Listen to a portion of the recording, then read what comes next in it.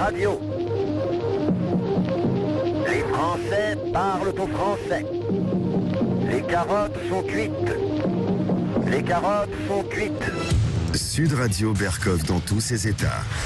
Recherche scientifique, un naufrage mondial aux éditions Guy Trédaniel. C'est le livre et l'enquête coécrite par le physicien Jean-Pierre Petit et le journaliste Jean-Claude Bourret. Bonjour messieurs. Bonjour. Alors, Jean-Pierre Petit, Jean-Claude Bourret, recherche scientifique, un naufrage mondial. Alors, dis donc, on va essayer de sauver, je ne sais pas si on est dans les 40, le déluge et les 40 jours.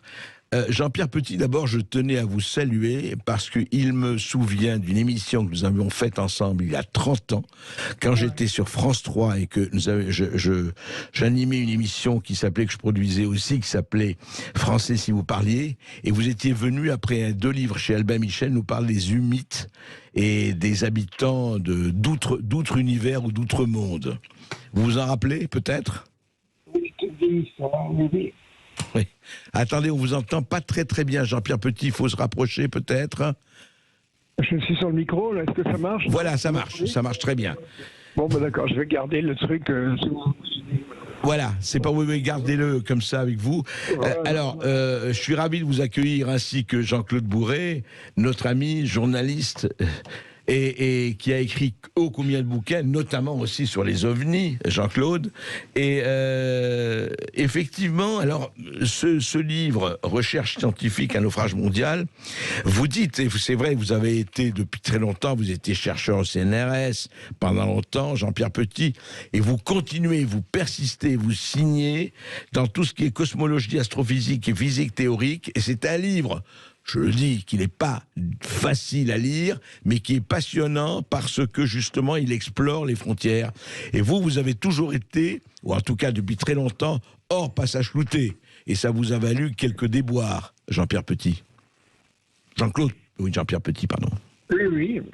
Écoutez, dans ce livre-là, j'ai essayé de faire un petit peu le point sur la science actuelle. Quand je parle de la science, c'est la science théorique. Parce qu'au point de vue expérimental, etc., on fait des tas de choses formidables. Mais sur le plan de la théorie a connu un essor fantastique entre 1890, à l'époque où on découvre la radioactivité, et puis 1970. Oui, écoutez, excusez-moi, je vais vous interrompre. Jean-Pierre Petit, il faudrait que vous preniez votre téléphone, mais je ne vois pas parce que là, le son est pas bon. Excusez-moi, mais on a... Est-ce que vous avez votre téléphone par hasard ? Il faudrait l'appeler sur le téléphone, je vais en parler avec Jean. Ah, il est au téléphone. Alors, il faudrait que vous mettiez votre téléphone vraiment près de vous et que sinon, ça fait hacher, c'est un problème. Alors, allez-y. Alors, reprenons sur la science théorique. Vous disiez qu'effectivement, c'est pas l'expérience, c'est la théorie, c'est bien ça ? Voilà, c'est sur le plan de la physique théorique, de la cosmologie, de l'astrophysique théorique. Oui. Là, c'est formidable entre 1890 et 1970, et à partir de 1970, tout s'arrête. Tout s'arrête, c'est-à-dire que les théoriciens prévoient des particules qu'on n'observe pas, et puis les modèles cosmologiques, comme le modèle d'Einstein et de Friedman, ne marchent plus. On est obligé de rajouter de la matière sombre, de l'énergie noire, des inflatons, etc. Et le public ne se rend pas compte à quel point, depuis 50 ans, rien n'est apparu de nouveau. Donc, avec Jean-Claude, on a fait le bilan de tout ça dans un livre en expliquant ça par le menu. Alors pourquoi ? Alors quand même une question, pourquoi rien n'est apparu de nouveau depuis 50 ans ? Justement, je me suis posé la question et je crois qu'il y a un virage mathématique qu'on n'a pas pris.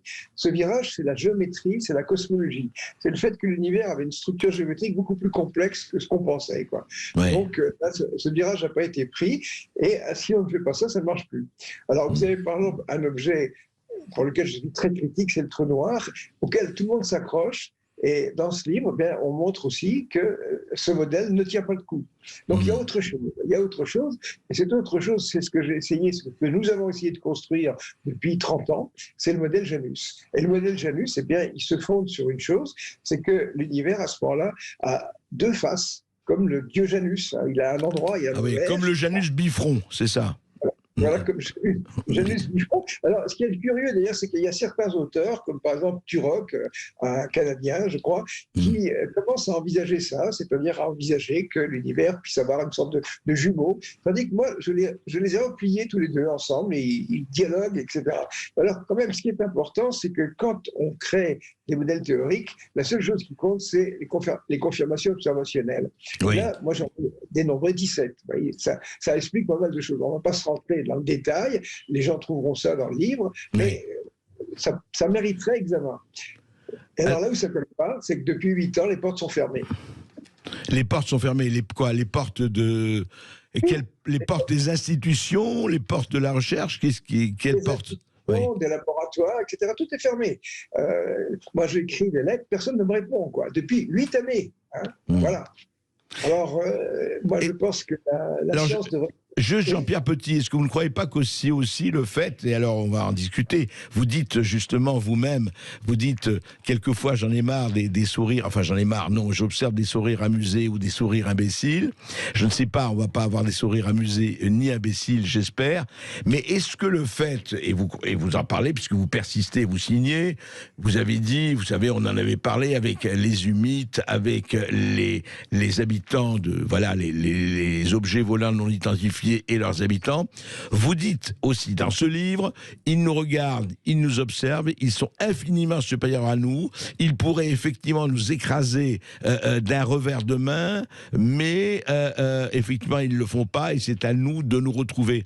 Mais est-ce que vous ne croyez pas que c'est peut-être avec ça, moi je ne prends pas parti, mais peut-être des déclarations comme celle-là, avec ce que vous avez d'ailleurs dit et depuis longtemps dans des livres, est-ce que ça ne fait pas de vous quelqu'un qui dit oui mais attendez, c'est pas prouvé, c'est très joli, ces histoires d'hommes du mythe et de petits hommes verts ou pas, mais enfin rien n'est prouvé, et donc Jean-Pierre Petit, on l'apprécie, mais comment voulez-vous qu'on le suive ? Mais, Monsieur Berkoff, je veux dire qu'il faut sortir du monde de la croyance. Les gens peuvent avoir des croyances comme quoi nous sommes visités, comme quoi nous ne sommes pas visités. Mais là, on se situe dans le domaine de la science, je dirais même des mathématiques. Vous savez, c'est comme une partie d'échecs. Moi, je suis comme un joueur d'échecs qui n'arrive pas à rentrer dans un club pour faire une partie avec les membres du club. C'est quand même pas normal, vous voyez. Oui. Mais alors, justement, vous dites que, et on va en parler tout de suite après les informations, parce que vous dites que vous pensez les croyants, et vous dites que vous, c'est la science et pas la croyance. On va en parler tout de suite après les informations avec Jean-Claude Bourret. Et c'est un sujet qui anime le monde depuis 3000 ans, donc vous n'avez pas d'excuse pour ne pas nous appeler au 0826 300 300, à tout de suite. Ici Sud Radio. Les Français parlent au français. Je n'aime pas la blanquette de veau. Je n'aime pas la blanquette de veau. Sud Radio Berkoff dans tous ses états. Alors Jean-Claude Bourret, on est content de l'avoir avec nous sur le plateau, et nous avons aussi Jean-Pierre Petit, bien sûr, le scientifique. Vous, Jean-Claude Bourret, je ne vais pas vous présenter, hein.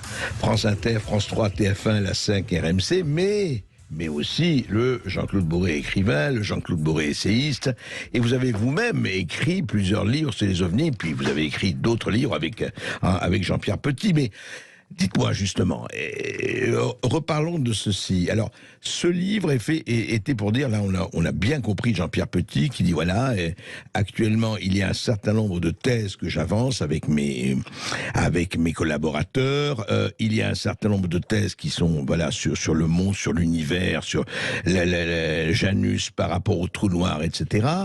Et je lui ai dit, vous l'avez entendu bien sûr, je lui ai dit mais écoutez, reparlons un peu de ces hommes, de ces mythes ou de ces gens un peu surnaturels, qui ne sont pas en tout cas de notre monde à nous, et qui ont un pouvoir formidable. Et Jean-Pierre Petit me répond oui, mais écoutez, il y a les croyants d'un côté et les autres de l'autre. Mais est-ce que ce n'est pas aussi une croyance, Jean-Claude Bourret ?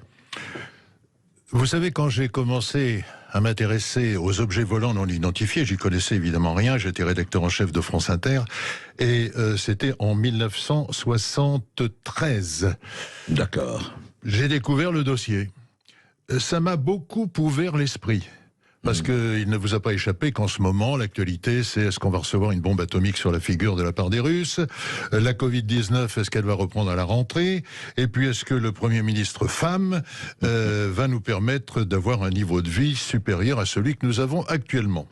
Mais quand on lève les yeux vers le ciel, on comprend quelle est l'importance du problème. Et je vais vous la faire courte, comme on dit chez les joueurs de boules. Eh bien... jusqu'en 1960, 1995, c'est-à-dire hier, il y a un peu plus de 20 ans, jusqu'en 1995, imaginez-vous que quand on faisait un débat avec un astrophysicien et que vous lui disiez, mais enfin monsieur, c'est pas possible que nous soyons le seul système planétaire parmi ces milliards de galaxies.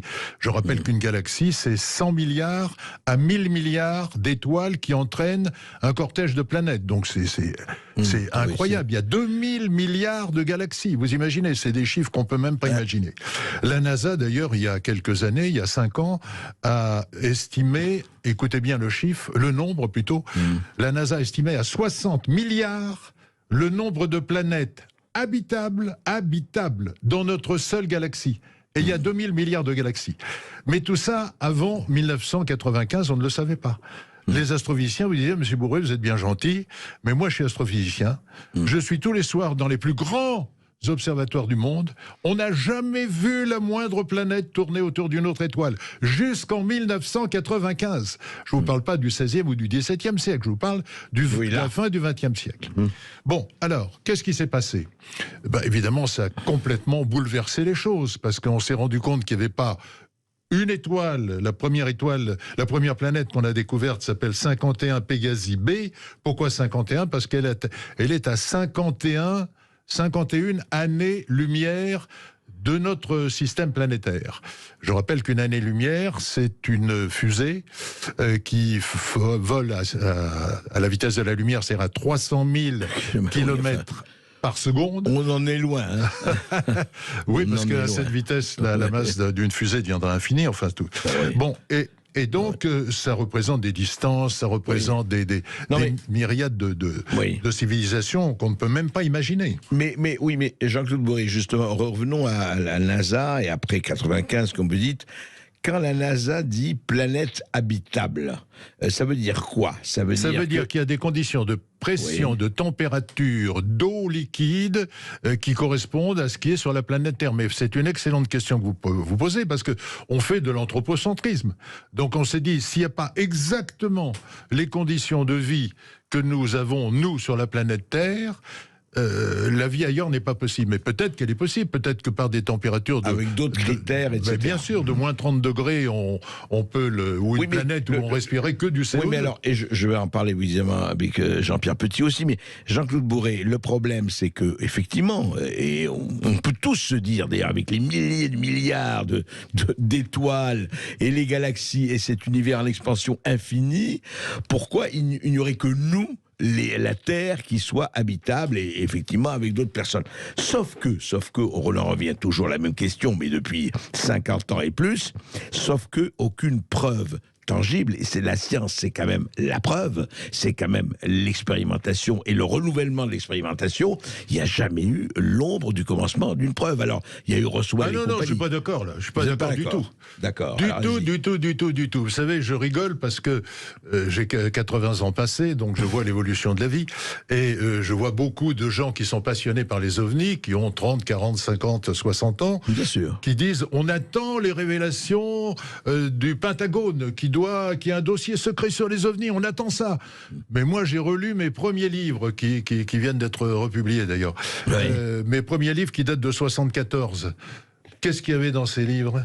Il y avait une lettre, Eyes Only, c'est-à-dire seulement les yeux, destinée au président des États-Unis en 1947. Et que disait cette lettre ?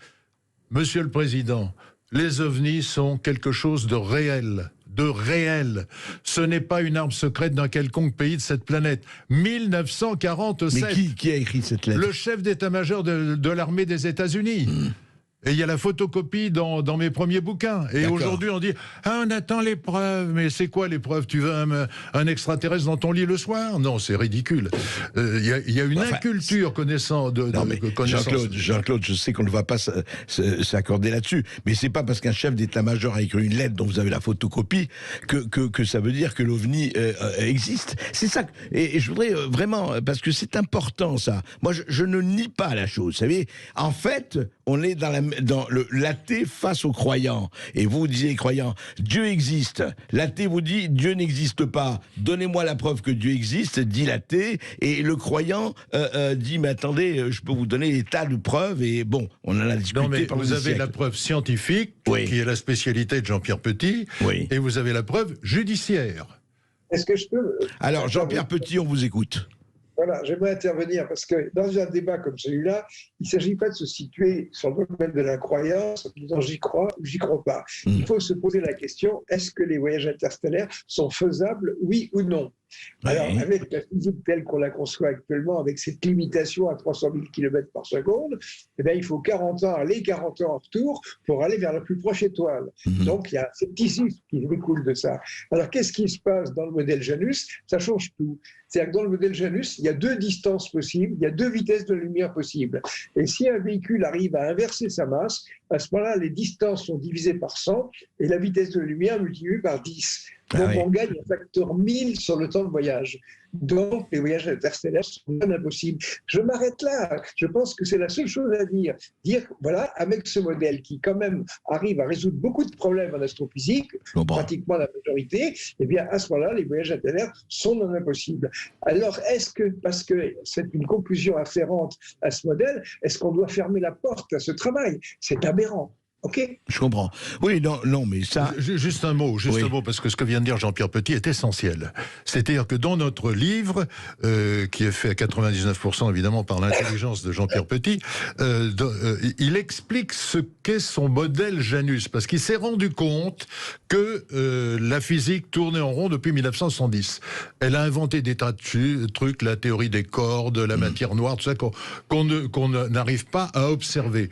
Le modèle Janus, imaginé par Jean-Pierre Petit, écoutez bien ce que je vous dis, il a 17 points d'observation qui le vérifient. Donc c'est pas un calcul mathématique ou physique ou d'astrophysique sur un coin de table. C'est quelque chose qui est fondamental et qui devrait inciter les astrophysiciens du monde entier à regarder ce modèle Janus de Jean-Pierre Petit pour se dire il y a une nouvelle voie pour l'astrophysique et c'est Jean-Pierre Petit qui l'a ouverte. Et alors moi je voudrais juste ajouter quelque chose pour vous montrer qu'on n'est pas du tout dans la fermeture ici, c'est que effectivement je crois aussi, au sens que la science, enfin les découvreurs, ce sont ceux qui sont toujours sortis des passages cloutés. On le sait, d'ailleurs Luc Montagnier, quand il a découvert le virus du sida avec d'autres, et beaucoup de gens, Raoult me disait encore, qui n'est pas un découvreur, mais qui disait, mais si on ne sort pas des schémas habituels, évidemment, on reste dans une certaine structure. Et c'est pour ça que on est heureux de recevoir Jean-Pierre Petit et vous-même, Jean-Claude. On va continuer à en discuter parce que c'est passionnant après cette petite pause. En tout cas, le schéma habituel de cette émission, c'est que vous prenez la parole au 0826 300 300. À tout de suite. Ici Sud Radio. Les Français parlent au français. Les carottes sont cuites. Les carottes sont cuites. Sud Radio Berkov dans tous ses états.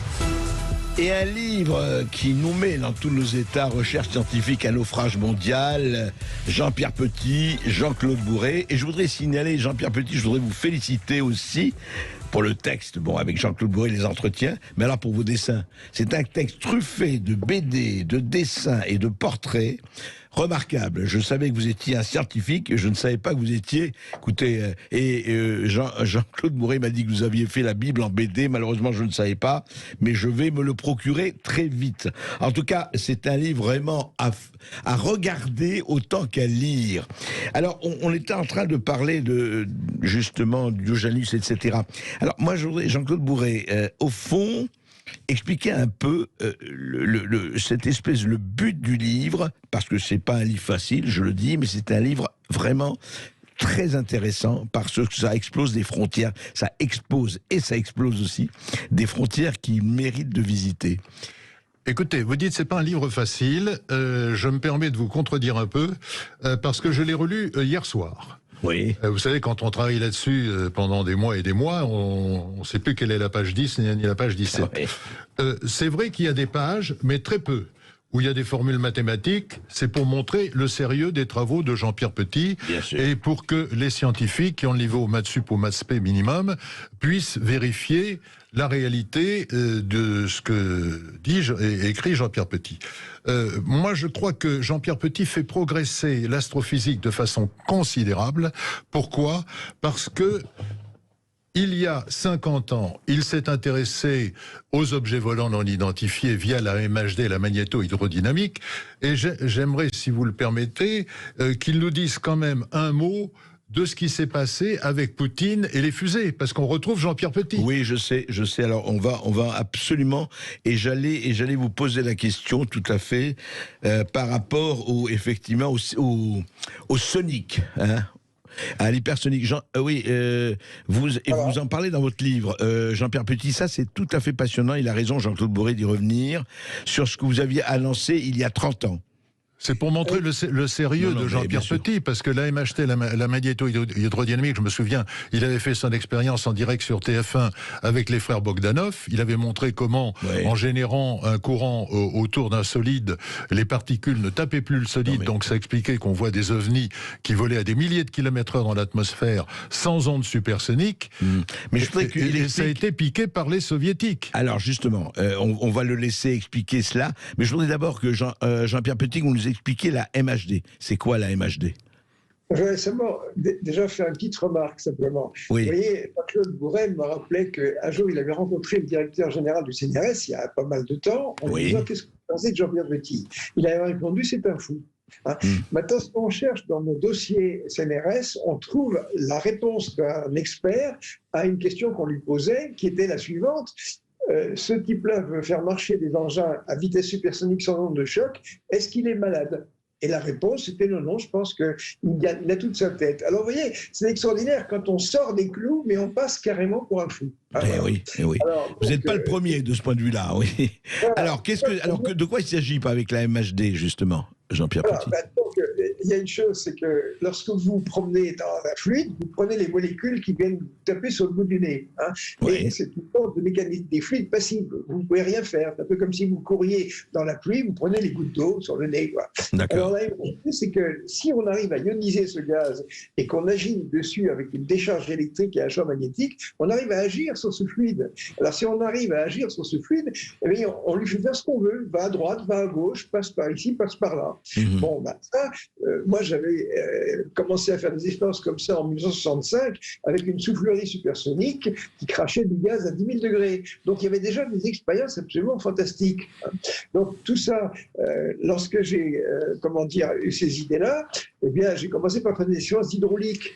C'est-à-dire que j'ai appuyé sur un fluide. Et à ce moment-là, on a fait disparaître la turbulence. C'est pas rien. C'est-à-dire un objet peut fonctionner sans faire de bruit. Puis après, il y a eu une expérience clé. On a fait disparaître une vague d'étrave devant un petit navire. Puis alors après, il y a eu une thèse de doctorat avec un garçon qui s'appelait Bertrand Lebrun, avec une bourse du CNRS. Et moi, je voulais réaliser l'expérience parce que je suis un expérimentateur au départ. Et je trouve qu'une science qui n'a pas d'expérience, c'est pas une science. Une science qui tourne le dos à l'observation, c'est pas une science non plus. Absolument.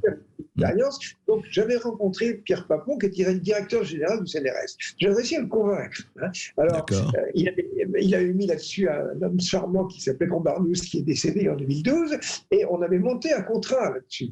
Donc, le contrat, vous savez, toutes les expériences que j'ai faites, elles ont marché au premier essai. Ça, je suis très fier de pouvoir dire une chose comme ça. Et cette expérience-là, elle aurait fonctionné au premier essai. On aurait eu sans MHD, onde de choc, avec MHD, sans onde de choc. Ce sont les militaires qui ont mis le frein là-dessus. Vous comprenez ? C'est ça. Disons que j'ai été exclu du contrat et tout s'est cassé la figure. C'est extraordinaire. Et alors, ce que fait aujourd'hui Poutine en annonçant cet engin-là, c'est quoi exactement ? Est-ce que ça correspond à ce que vous aviez imaginé, enfin créé à l'époque ? Non, complètement. En 1976, j'avais 20 ans d'avance sur les Russes. Rendez-vous compte d'une chose. Lorsque je faisais de la MHD, la tube mécanique des fluides, où j'avais à ce moment-là un appareil qui pesait je ne sais combien de tonnes, une septuaire supersonique, j'ai obtenu des résultats d'annihilation de la stabilité de Velikov, et Velikov, qui est devenu par la suite vice-président de l'Académie des sciences, qui était le du RSS, du RSS d'époque, oui. Ce sont les Français qui sont en tête. Le prochain colloque scientifique aura lieu à Marseille. Il n'y a jamais eu de suite. Il y a eu un colloque et c'est tout. Vous vous rendez compte, les Russes sont venus à Marseille voir ce que je faisais dans les années 80.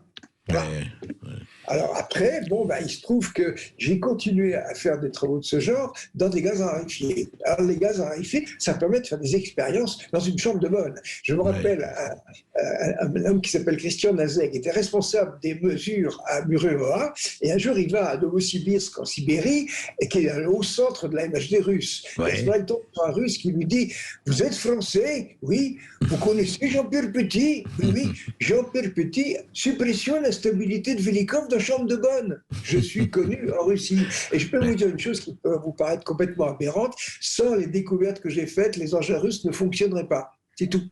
Voilà. Ah oui, il faudrait que Poutine le dise là. Ce serait pas mal. Non, ce qui est extraordinaire, Jean-Pierre peut-être, bien que ce soit confidentiel défense, nous le raconter, c'est que après la conférence de presse de Poutine, qui a dit « Mesdames, Messieurs, jouez pas au plus malin avec la Russie. Nous avons des vecteurs qui peuvent voler à 15 000 km/h en basse atmosphère sans banque supersonique. » Les Américains ont été tétanisés. Parce que les Américains ne l'ont pas, ça. Ils ne l'ont pas. Ils ne l'ont pas encore. Ils travaillent là-dessus. Eh bien, il y a quelqu'un du ministère français de la Défense nationale qui est venu voir Jean-Pierre Petit. Raconte, Jean-Pierre. Oui, c'est pas mal. Donc, il est descendu chez moi et les autres lui disaient, tu sais, c'est un énergumène, il va tout cracher dessus. Non, pas du tout. On l'invitait à déjeuner. Il est arrivé à 11h du matin, il est parti à 18h. Il est resté 7 heures à la maison. Alors, on l'a très bien reçu. Il a eu un très bon déjeuner. Et tout de suite, il a mis les cartes sur la table en disant, voilà, nous offrons 3 000 € pour un rapport de 20 pages sur la MHD. Et je n'ai pas dit non, vous voyez. Donc, je l'ai laissé parler pendant 7 heures. C'était extraordinaire. Et comme je n'avais pas dit non, il s'est dit, ça doit marcher. Donc il s'est mis à brosser un tableau dans lequel je viendrai à Paris avec un salaire d'ingénieur conseil pour expliquer à tous ces militaires comment faire. Puis alors, après, vers 18h, je lui ai dit, écoutez, je vais peut-être beaucoup vous décevoir, mais même si je voulais le faire, ça ne servira à rien. Et c'est vrai que ces gens-là, par exemple en France... Pourquoi ça ne servira à rien, Jean-Pierre Petit ? Et parce que le saut est trop considérable. On a 30 ans de retard. C'est incroyable. C'est tout. Imaginez, par exemple, qu'en France, nous ayons simplement des générateurs qui marchent avec du pétrole pour faire de l'électricité. On ignore tout du nucléaire. À ce moment-là, vous rencontrez un type qui parle de ça, vous lui dites, on vous offre 3 000 € pour faire un petit rapport sur le nucléaire. Voilà.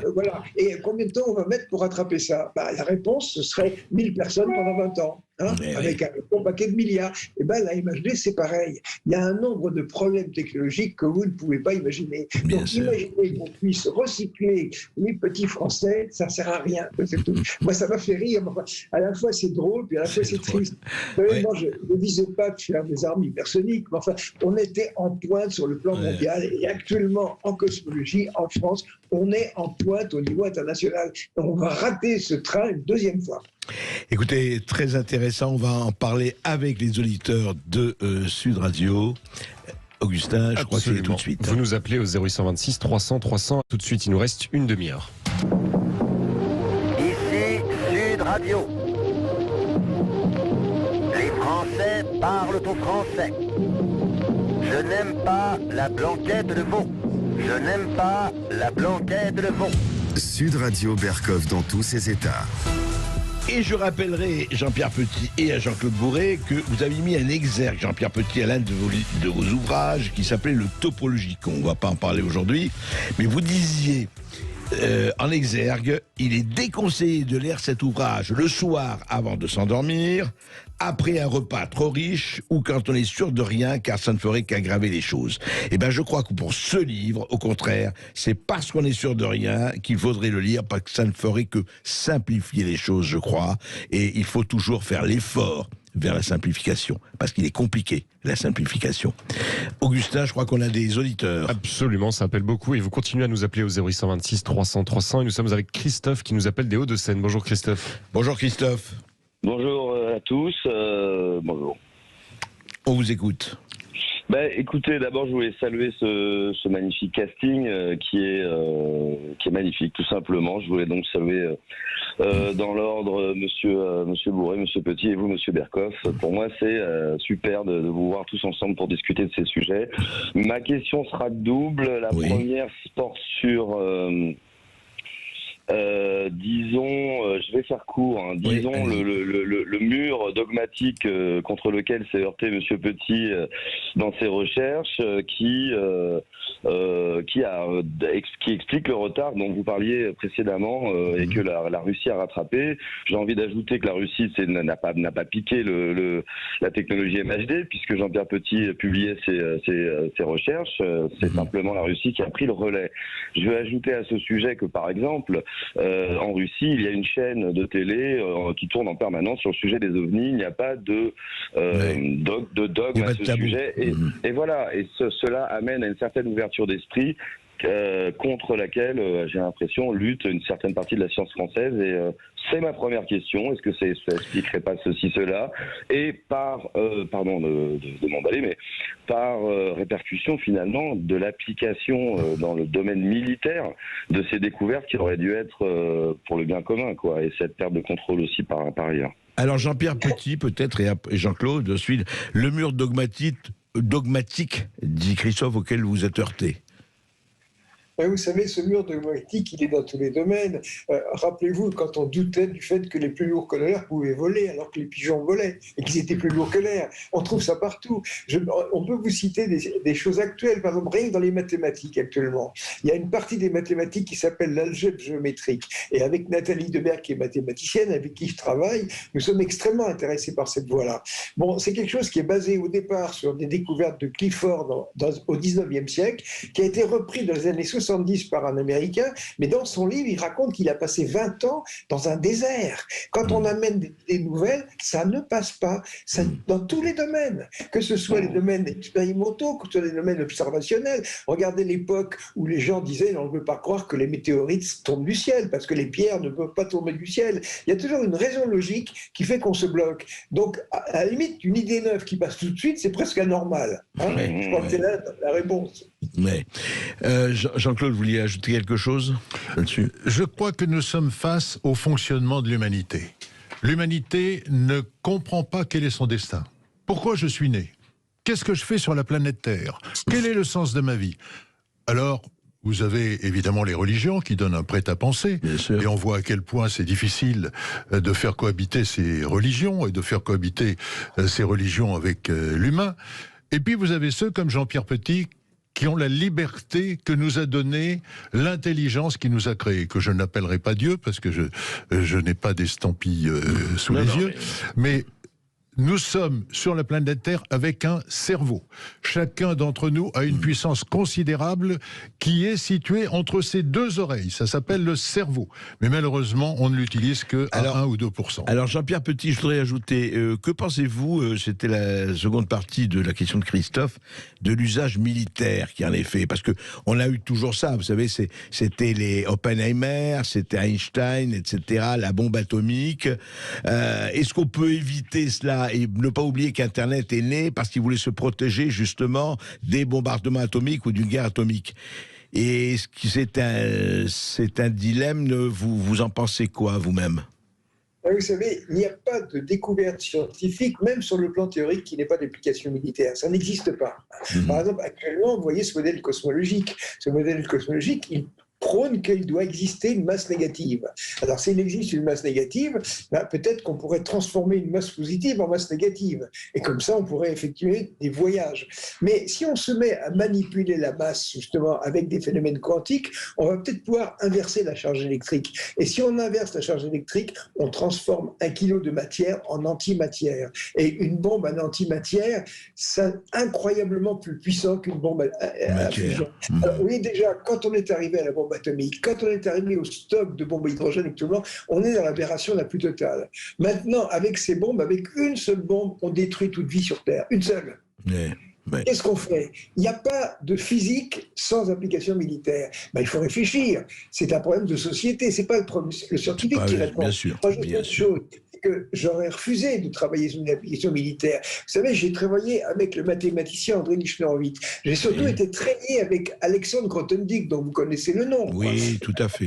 Tout à fait. C'est un homme qui disait, moi je préférais être fusillé que de porter un uniforme. Pour lui, cette symbiose entre la science et l'armée, c'était complètement inenvisageable. Moi, je suis aussi dans cette mouvance. Mais je vois des choses, par exemple, c'est qu'en 2008, j'ai un ami anglais qui est mort maintenant, qui s'appelle Malcolm Hines, qui a fait un article en montrant qu'avec des expériences de MHD réalisées en Arizona, par Jonas, on pouvait arriver à plusieurs milliards de degrés. Avec plusieurs milliards de degrés, on fait la fusion bore-hydrogène, qui donne de l'hélium, une fusion sans neutrons. Alors évidemment, moi j'ai pris ça fait des causes. Avec Christian Navel, nous avons fait un peu le tour de la France pour essayer d'inciter la France à développer ça. Oui, la Vous fusion. savez, comme réponse, les militaires nous ont dit, faites-nous des bombes d'abord. OK. Voilà. Bonne conclusion. Christophe, vous aviez une seconde très rapidement, vous aviez une seconde question ou... Vous m'entendez? Je peux peut-être faire le pont avec la question humide en me disant, par exemple, ce dogme en France, n'est-ce pas parce que Jean-Pierre Petit a communiqué très tôt dans sa carrière sur cette question et il s'est fait ostratiser par rapport à ça. Et par ailleurs, pour finir sur une note positive, on peut se poser aussi la question que si les humides sont à l'origine de la transmission de cette technologie MHD, peut-être qu'ils seront assez gentils pour neutraliser les velléités de Poutine. Ça, on verra, ça c'est qui vivra rien. Voilà. Alors écoutez, on va reparler des humides, merci Christophe, mais on va prendre... Emmanuel qui nous appelle de Pessac. Bonjour Emmanuel. Bonjour Emmanuel.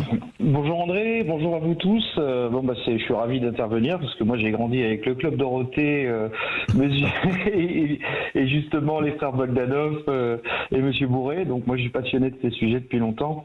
Je voulais juste intervenir et je vous remercie de me laisser le faire. En fait, l'exploration de la vie a énormément évolué au cours des années, notamment avec l'exploration sous-marine, puisque les dogmes au départ c'était qu'en gros il ne pouvait pas y avoir de vie à 6000 mètres sans lumière, etc.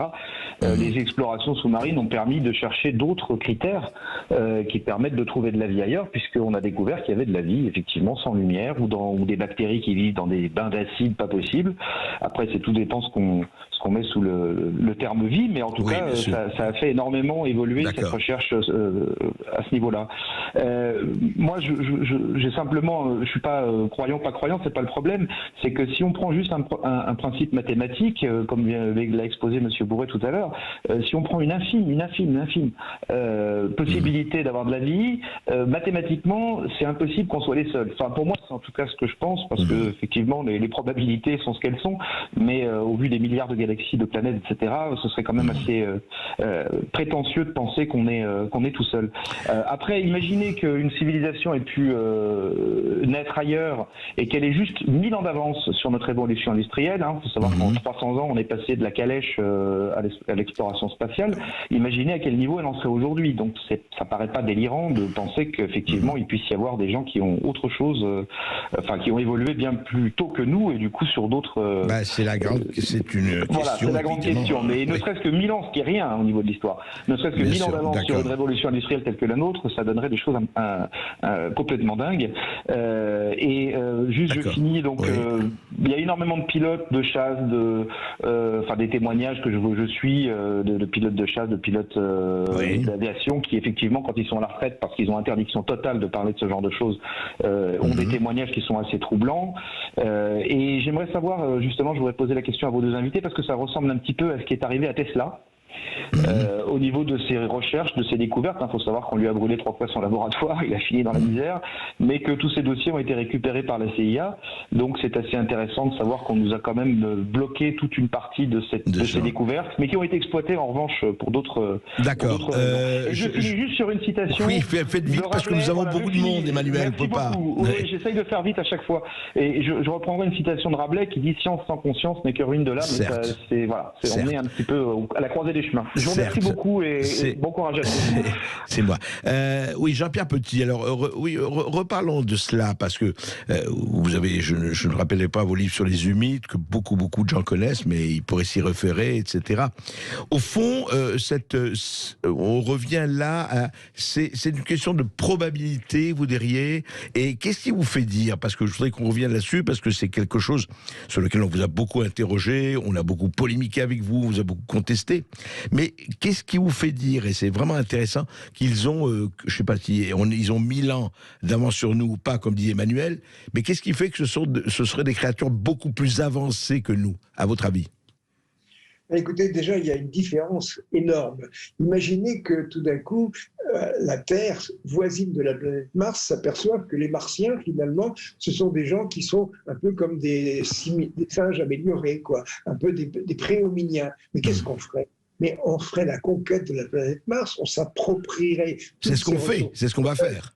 Oui. Et on transforme immédiatement ces projets en esclaves, sous le prétexte d'ailleurs de leur apporter une culture, etc. Maintenant, imaginez au contraire des gens qui sont plus avancés que les terriens. Ils arrivent en disant on va contacter les terriens. Ils regardent ce qui se passe en ce moment. Vous êtes payé pour le savoir. Regardez ce qui se passe actuellement. Nous sommes en train de friser une guerre mondiale nucléaire. Nous avons le lobby militaro-intellectuel qui réfléchit puissamment sur ces questions. Est-ce qu'on est d'un côté, est-ce qu'on est de l'autre? Mais l'extraterrestre qui arrive, il se prend la tête, il dit on ne va pas contacter ces couillons, c'est pas possible. Moi, j'avoue que toutes ces questions-là me ramènent à chaque fois à la question de ce qui se passe sur Terre. Mais qu'est-ce qu'on fout sur Terre? Vous vous rendez compte? À quoi sert notre technologie? À quoi sert notre science? Mais c'est à se prendre, je dirais, j'ai une expression, c'est à se poignarder le cul avec des saucisses. Voilà. Ah, c'est assez joli, je la retiendrai. Très joli, Jean-Pierre. Alors, avant de se poignarder le cul avec des saucisses, en fait, effectivement, c'est toute la question de la terre et de la guerre et tout ça, et on le sait. Mais toute l'hypothèse, et c'est une hypothèse d'ailleurs très intéressante, enfin, je veux dire, est-ce que ces gens-là, s'ils existent, quels que soient les gens, on les appelle les gens, c'est un guillemet, est-ce qu'ils sont plus avancés, moins avancés? Et c'est vrai qu'il y a des tas de témoignages, mais juste une chose, Jean-Pierre Petit, et ensuite Jean-Claude Bourré, parce que Jean-Claude Bourré a aussi beaucoup écrit là-dessus. Est-ce que pour vous, le fait, disons, à supposer que quelque chose existe ou des gens, etc., existent, pour vous, c'est rassurant ou c'est inquiétant? Jean-Pierre Petit. Je dirais que ce n'est pas inquiétant au sens où, pour le moment, nous ne sommes pas esclavagés. Ce serait quand même la réaction immédiate. Regardez, par exemple, si ces gens-là voulaient s'approprier tout ce qui se trouve sur Terre, mais avec leur avance, une arme bactériologique permettrait de détruire les humains en 2 mois. Dans 2 personnes. Oui. Voilà, c'est tout. Donc, oui. Posons-nous ces questions. Moi, je ne vois pas des visiteurs comme des sauveurs vis-à-vis de qui on va créer une véritable religion. Ça nous fait réfléchir sur nous-mêmes. Vous savez, depuis 50 ans que je m'intéresse à cette question, c'est un miroir. Pour moi, à chaque fois que je me pose la question, je me dis, comment faisons-nous, comme disait Jean-Claude, qui sommes-nous? Pourquoi sommes-nous sur Terre? À quoi sert l'homme? Quel est le but? Etc. En fait, c'est votre miroir métaphysique. Comme d'autres ont d'autres miroirs. Non mais c'est intéressant. C'est ça le problème. Parce que vous savez que la guerre bactériologique, comme vous disiez, nucléaire, en fait, on n'a pas besoin ni des humides ni de personne pour la faire. Malheureusement, on a bien vu qu'il y a des laboratoires biologiques qui travaillent aux armes biologiques partout en ce moment, que ce soit en Chine ou en Ukraine, et c'est pas très réjouissant, ni très rassurant. Jean-Claude. Monsieur Bercoff, je vais vous donner une anecdote de ce côté-là. J'étais en contact avec un monsieur qui s'appelle Gilbert Payan dans le temps, qui est mort depuis. Bon. Eh bien, moi, je m'étais intéressé à un moment avec la possibilité de pouvoir éventuellement atteindre l'ARN du sida à l'intérieur des cellules avec des micro-ondes pulsées. Ouais. Et à ce moment-là, il m'a dit, il y a des gens qui s'intéressent à ça, à l'armée, parce qu'il était très lié à l'armée. Il m'a passé un texte d'un article qui s'appelait « Évocation des cancers ».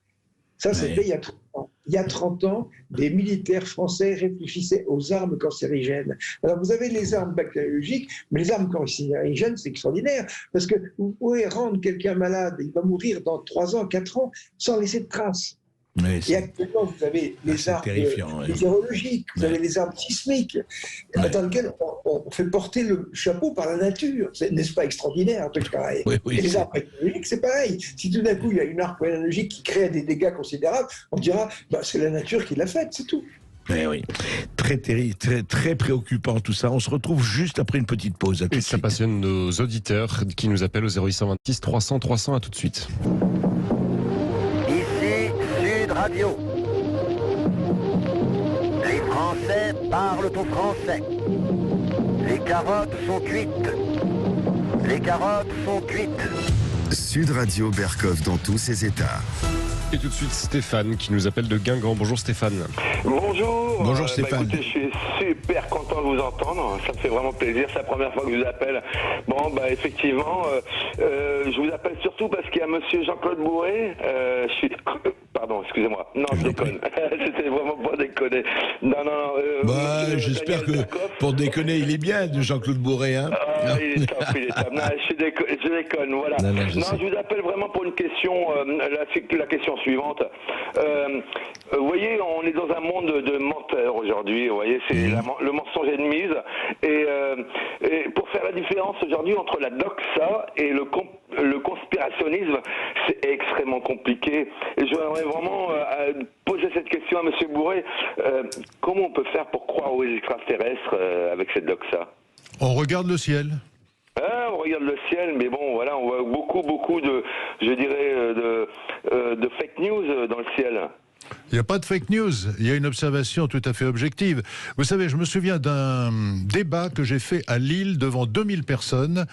J'étais j'étais rédacteur en chef de TF1, je devais avoir... et de la 5 aussi, je crois. Après. Je devais avoir 33, 34 ans, et il me disait, monsieur Bourré, vous êtes sans doute un journaliste compétent, mais moi je suis astrophysicien professionnel depuis près de 40 ans, monsieur. Vous savez d'où je viens, monsieur Bourré? Non.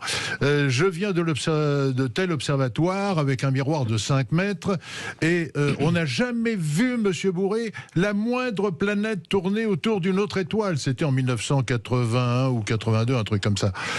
Eh bien, ce monsieur est mort depuis, paix à son âme, mais s'il revenait dans le monde des vivants, on lui dirait effectivement, on n'a pas vu une planète tourner autour d'une autre étoile, on en a vu des milliers de millions de milliards de planètes tourner autour d'autres étoiles. Dans 2000, si je peux finir ma phrase, dans 2000 milliards de galaxies.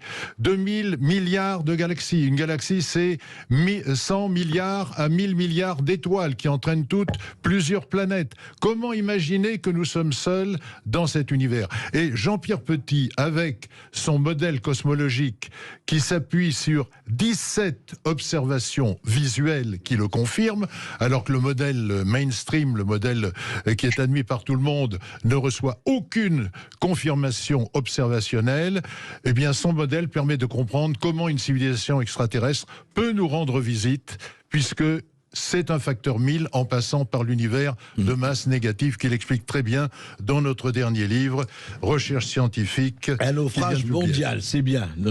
C'est bien, Jean-Claude assure et il l'assurera toujours. Non, mais si vous voulez, en fait, vous avez bien compris, c'est une question qui se pose et on a raison, nous on la pose aussi, on se la pose aussi. Et voilà, après, ce sont des thèses et des hypothèses. Et je crois, vous savez, la doxa, c'est très bien la doxa.